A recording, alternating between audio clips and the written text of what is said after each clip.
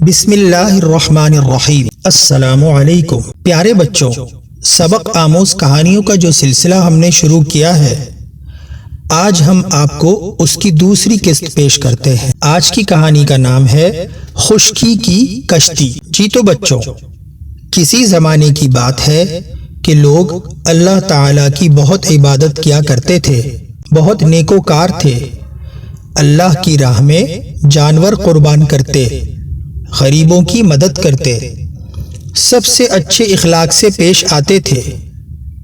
اسی قوم میں کچھ بزرگ ایسے تھے جو عام لوگوں سے زیادہ عبادت گزار تھے اور ہر وقت یاد اللہ میں مصروف رہتے تھے۔ خدا کا حکم ہوا تو وہ سب انتقال کر گئے۔ لوگوں کو ان بزرگوں سے بڑی عقیدت تھی۔ جب وہ بزرگ مر گئے تو ساری بستی اداس ہو گئی۔ جب شیطان کو یہ معلوم ہوا کہ بزرگوں کے مرنے سے بستی والے اداس ہو گئے ہیں تو اس نے آ کر تمام بستی میں لوگوں کو ورغلایا، چند افراد کو ایک جگہ جمع کیا اور کہنے لگا، مجھے بہت افسوس ہے، تمہاری بستی کے نیک بزرگ انتقال کر گئے، یہ واقعی افسوسناک ہے۔ چلو غم نہ کرو، میں تمہیں ایک ترکیب بتاتا ہوں، تم اس پر عمل کرو تو بزرگ تمہیں یاد نہیں آیا کریں گے۔ شیطان کہنے لگا کہ تم مٹی سے ان کی مورتیاں تیار کر لو تاکہ ان لوگوں کی یادگار رہے۔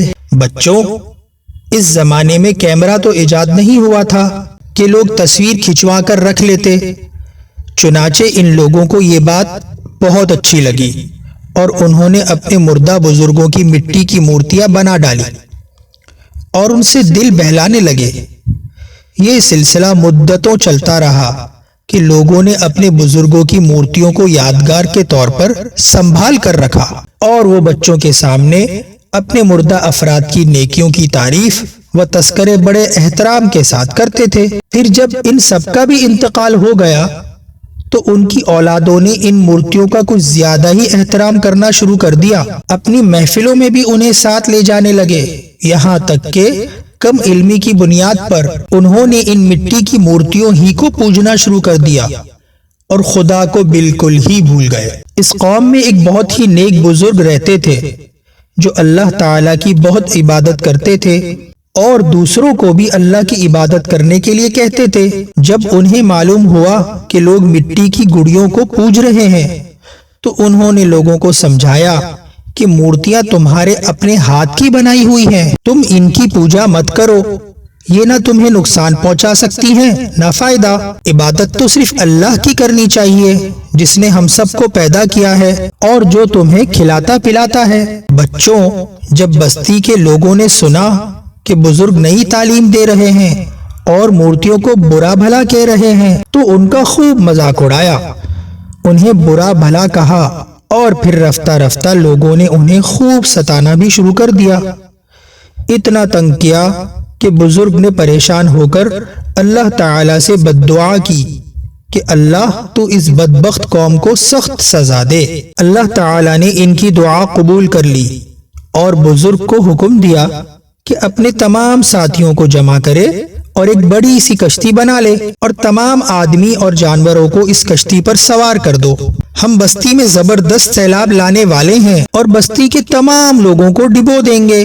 جب بزرگ نے کشتی تیار کر لی تو لوگ ان کا اور بھی مذاق اڑانے لگے کہ خشک زمین پر کشتی کیسے چلے گی۔ ان بزرگ کے بیٹے نے بھی یہی سوال کیا۔ بزرگ نے اپنے بیٹے کو لاکھ سمجھایا کہ تم کشتی میں سوار تو ہو جاؤ، اللہ تعالیٰ سیلاب لانے والا ہے، تم بھی ڈوب جاؤ گے، لیکن بیٹے نے ایک نہ مانی بلکہ الٹا کہنے لگا، جب تمہارا اللہ پانی لائے گا تو میں پہاڑ پر چڑھ جاؤں گا لیکن تمہاری کشتی پر ہرگز سوار نہیں ہوں گا۔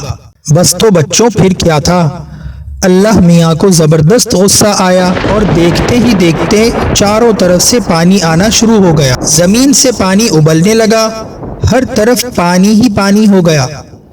یہ خطرناک حالت دیکھ کر بزرگ نے پھر اپنے بیٹے سے کہا کہ وہ کشتی میں سوار ہو جائے، لیکن اس نے انکار کیا اور ایک اونچے ٹیلے پر چڑھ گیا۔ دیکھتے ہی دیکھتے ٹیلا بھی ڈوبنے لگا۔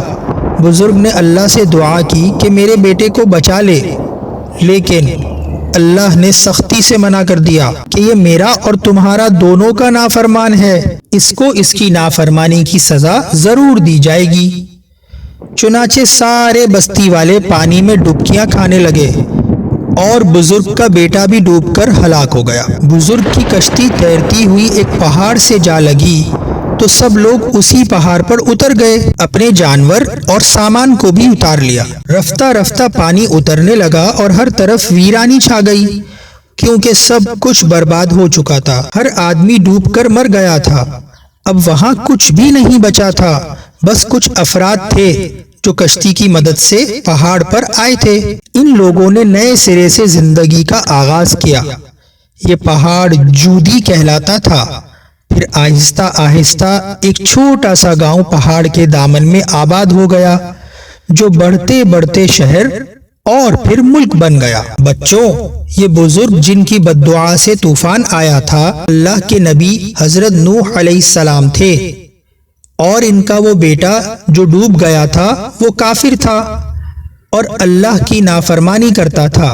اللہ کافروں اور نافرمانوں کو سخت سزا دیتا ہے اور ان کے معاملے میں کسی کی سفارش بھی نہیں سنتا۔ جی تو بچوں، آج کی یہ کہانی کا اختتام ہوا۔ اب باری ہے ایک اہم بات کی۔ حضرت ابو ہریرہ رضی اللہ عنہ نبی کریم صلی اللہ علیہ وسلم سے نقل کرتے ہیں کہ آپ صلی اللہ علیہ وآلہ وسلم نے ایک مرتبہ ارشاد فرمایا، بتاؤ اگر کسی شخص کے دروازہ پر ایک نہر جاری ہو جس میں وہ 5 مرتبہ روزانہ غسل کرتا ہو، کیا اس کے بدن پر کچھ میل باقی رہے گا؟ صحابہ رضی اللہ تعالی عنہ نے عرض کیا، کچھ بھی باقی نہیں رہے گا۔ حضور صلی اللہ علیہ وآلہ وسلم نے فرمایا کہ یہی حال 5 نمازوں کا ہے کہ اللہ جل شانہ ان کی وجہ سے گناہوں کو زائل کر دیتے ہیں۔